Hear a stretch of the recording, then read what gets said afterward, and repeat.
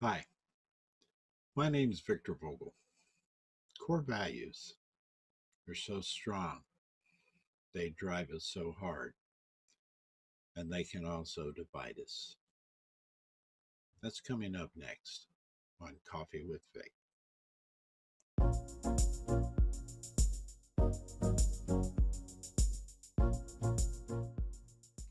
So, what are core values?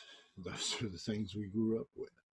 Those are the things that people who are the biggest influence in our lives taught us to believe in, to live by, and to try to embed into our lives on a daily basis.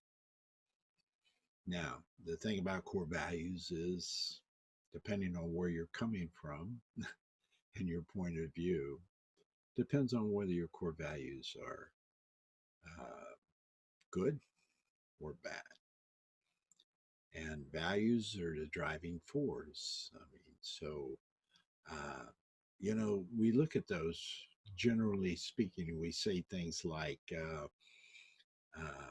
in God we trust. Our country was formulated in God we trust. But then, if we look at all God tells us, let me have some coffee here.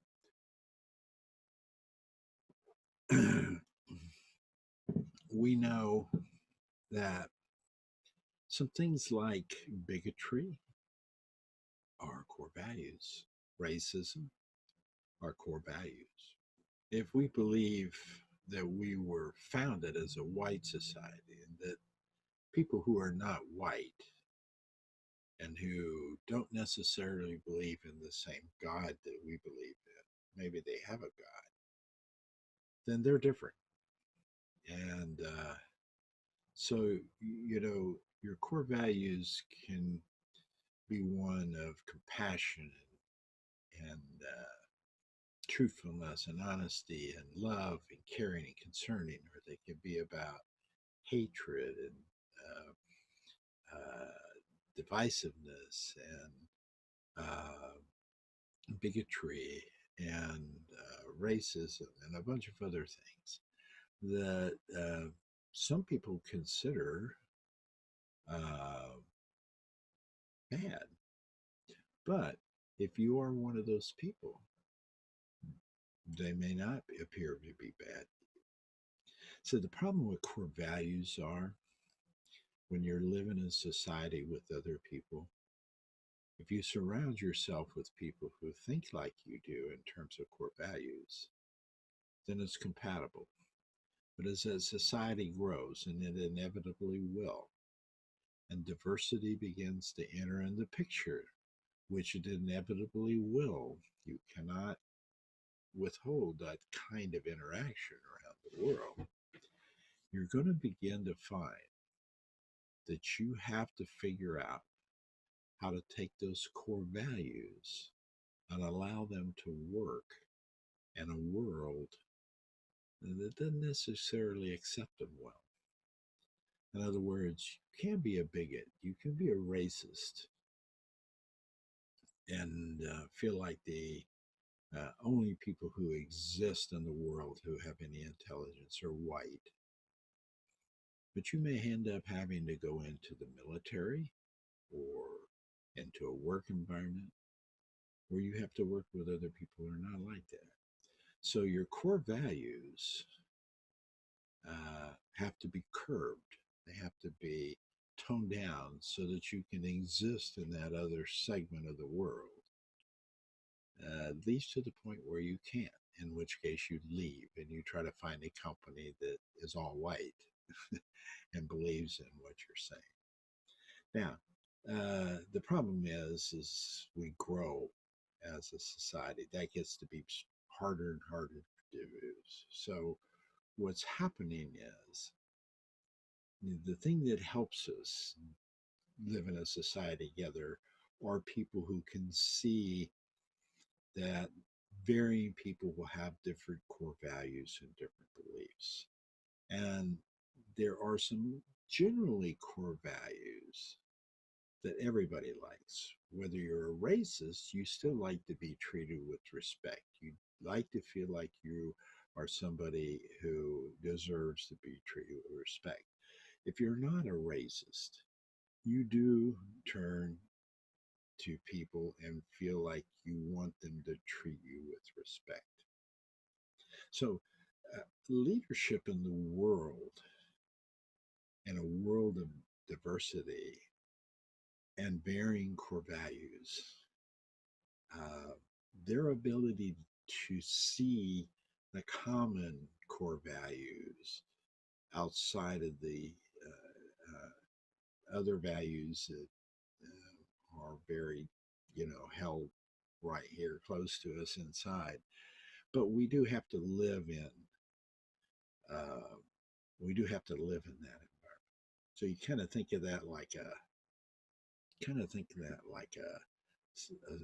circle with in the middle is your very core values. It takes just a real lot to change how you feel about those core values: love, hate, racism, bigotry, God, what's God, who's God, what's important. um, uh, these things get hard to change.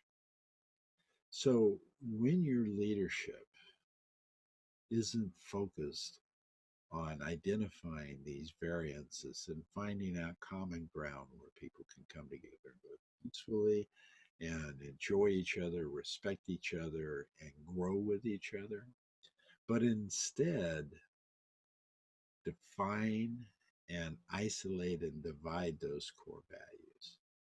That's where hatred and anger and bitterness come into play. I actually saw this the other day on LinkedIn.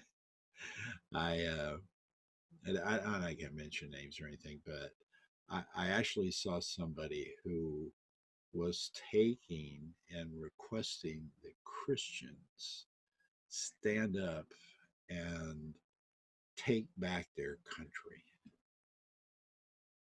So the question is the United States of America just a Christian country? Has it always been just a Christian country? Is that what we want it to be? What about people who don't believe in God?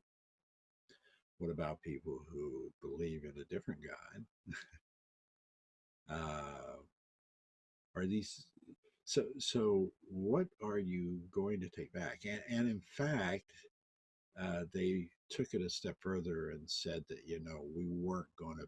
America would never be a socialist country. Um, uh, Socialism is bad, according to them. But I don't know that they know what socialism means. I think if people begin to think of it as communism and socialism, that's not necessarily the case either. But socialism, is people taking care of each other, combining the greater good for all. Capitalism, on the other hand, is, where people can live and grow and get the most out of everything they can get for themselves. Uh, so, they were trying to take Christianity and say we need to take America back and save it from socialism. And so my question that I wrote was, and a comment was very clear, is, if you're a Christian and you're looking at Jesus Christ, was Christ more like a socialist or was he more like a capitalist? It's a simple question. And that goes to core values. Okay. And goes to core values is maybe you're around people you don't agree with,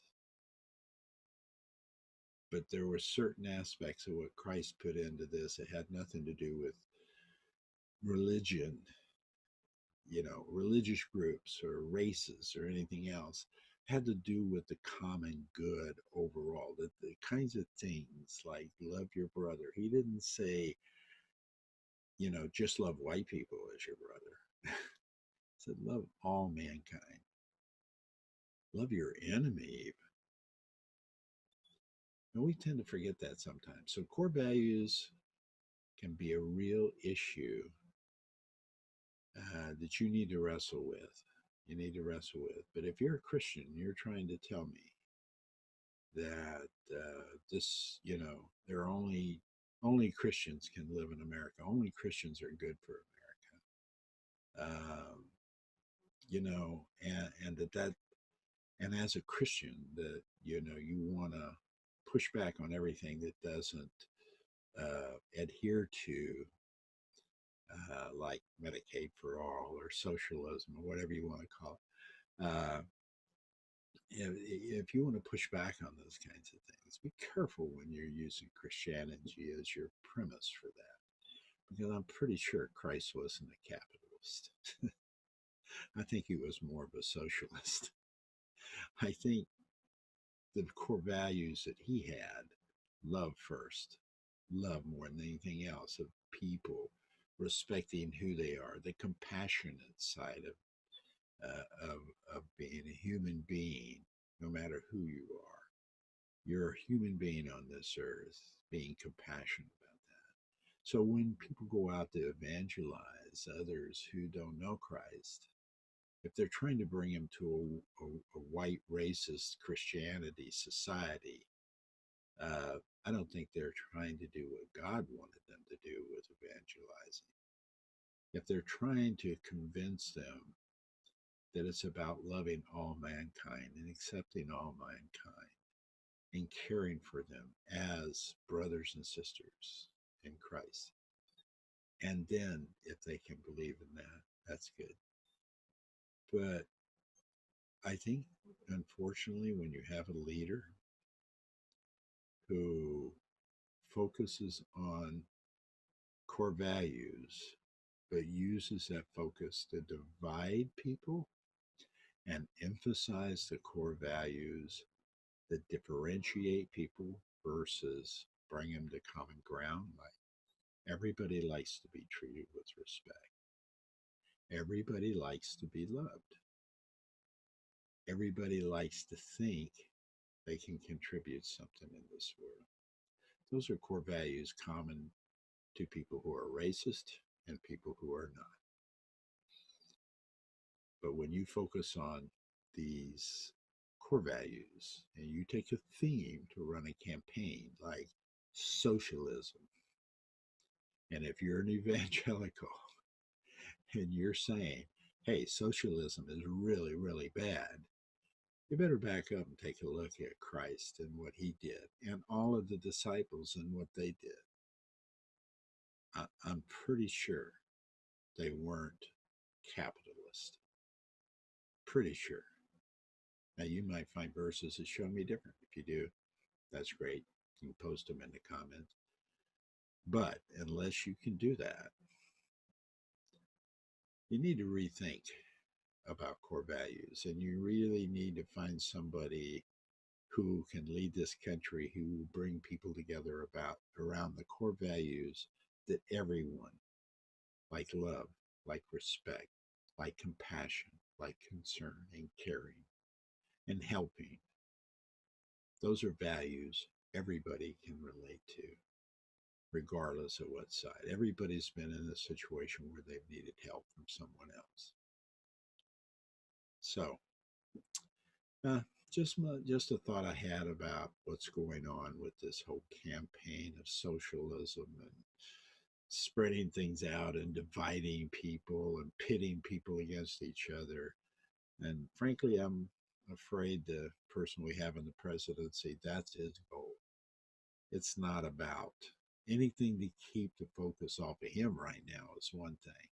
But regardless of all that, forget about it. Suppose he stayed our president up until I think the key thing becomes, what can we do to begin to unite as a country around core values that we all care about, regardless of what our background is? So that's my message on Coffee with Vic today. I hope you decide to come join me.